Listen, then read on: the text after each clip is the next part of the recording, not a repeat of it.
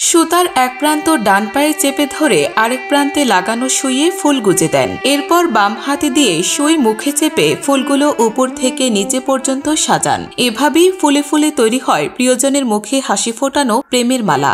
আমার একটা হাত নাই, একটা একটু সাহায্য করেন। রাজধানীর বিজয় সরণির নিয়মিত পথচারীরা জানেন তিনি ভিক্ষা করেন না, বরং একটি মালা কিনলেই খুশিতে চকচক করে এই সংগ্রামী নারীর চোখ। আসলে ভিক্ষাবৃত্তি তো হযরত মুহাম্মদ সাল্লাল্লাহু আলাইহি ওয়াসাল্লাম পছন্দ করতো না, জীবিকার জন্য ব্যবসার জন্য বলতো, কিন্তু এটা ব্যবসা, ছোট হলেও একটা ব্যবসা, সে ব্যবসা করে জীবিকা নির্বাহ করছে। আসসালামু আলাইকুম মামা, একটা ফুল নেবেন? অথচ এই পরিশ্রমী জীবনে নিজের অঙ্গ কেটে ভিক্ষা করার অভিযোগ শুনে চোখে পানি আসে মাহফুজার।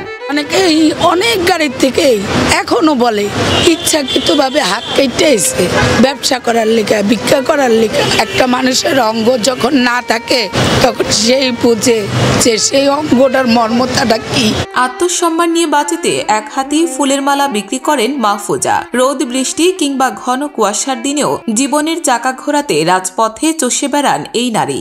এখন পর্যন্ত এরকম সহমতির মতো ব্যক্তি আমি পাইনি যে তোমার আমি কিছু টাকা দিলাম, তুমি এটা দিয়ে ব্যবসা করে খাও। আর উল্টা কয় 50 টাকার মাল যদি কই স্যার 50 টাকা, হ্যাঁ 30 টাকা দিবা, সরো, আরো জারি দেয়। শাহবাগ থেকে পাইকারি দামে ফুল কিনে আনেন মাহফুজা। বাসা বাড়িতে বসে ডান হাতের সাহায্য ছাড়াই নিখুঁতভাবে ফুলের মালা বানান তিনি। দিনে মাত্র 20 থেকে 25টি মালা বিক্রির লাভের টাকায় রাজধানীতে টিকে থাকতে হয় তাকে। বেশি না, 20 পিস বা 25 পিস। যখন ভালো ছিলাম তখন অনেক ব্যস্ত পারছি।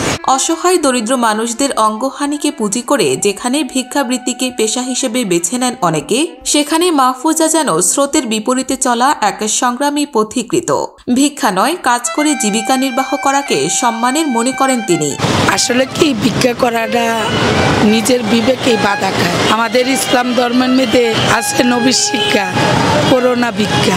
এজন্য আমি একটা পণ্য বিক্রি করে আমার পেটটা চালাইতে চাই, আমি ভিক্ষা করতে রাজি না। মাহফুজাকে দেখে মায়া হয় অনেকের। ভিক্ষার বদলে তার কর্ম করার ইচ্ছাকে সম্মান জানাতে অনেক সময় প্রয়োজন না থাকলেও অল্প দামের একটি মালা কিনে নেন কেউ কেউ। টাকা নিল না, আসলে ফুলটা আমার প্রয়োজন না এখন। হ্যাঁ, যেহেতু উনি ভিক্ষাবৃত্তি করতেছে না, শুধুমাত্র জীবিকার জন্য ফুল বিক্রি করতেছে, এই উপলক্ষে আমি ওনাকে 20 টাকা দিতে চাইছিলাম। যে ফুলটা দরকার নেই, এমনি উনি 20 টাকা নিই, টাকা নিল না। নুনান্তে পান্তা ফুরানো পরিবারের একমাত্র অন্ধের ষষ্ঠী লড়াকু মাহফুজার 10 বছর ধরে এই অবিরাম ছুটে চলায় খুব বেশি সংখ্যক ফুলের মালা বিক্রি হয় না।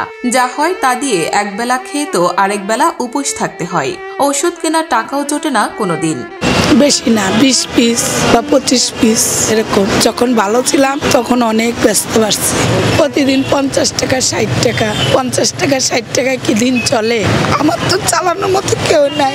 একদিন খাইও থাকি, আবার এমনও দিন যায় না খাইও থাকি।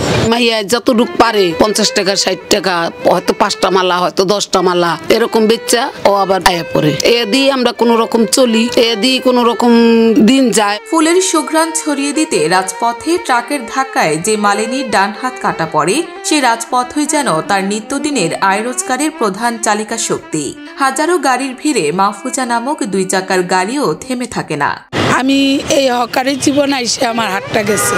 হকারি করতে যাইয়া রোড পার হইতে গেছিলাম, বিজয় সরণি র্যাঙ্কস ভবনের কোনায় ট্রাকের তলে পড়ে গেছিলাম গা। স্ট্রোকে স্বামীর মৃত্যুর পর অথৈ সাগরে হাবুডুবু খেতে থাকেন এই নারী। স্ট্রোক করে মারা গেছে 7 বছর আগে। এখানেও দুঃখের শেষ হয়নি তার। রাজপথে ট্রাকের ধাক্কায় হারাতে হয় একটি হাত। বর্তমানে মায়ের সাহায্য নিয়ে এই 20 টাকার মালার ব্যবসাতেই কোনো রকম টিকে থাকে মাহফুজার সংসার। 2টা মেয়ে ছিল, একটা মেট্রিক পরীক্ষা দিয়ে বিয়ে দিছি, আর একটা আইএ পরীক্ষা দিয়ে আমার সাথে ফুল বিক্রি করতো। এরপর ওই মেয়েটার বিয়ে দিছি। ছেলে একটা আছে, পড়াশোনা করে।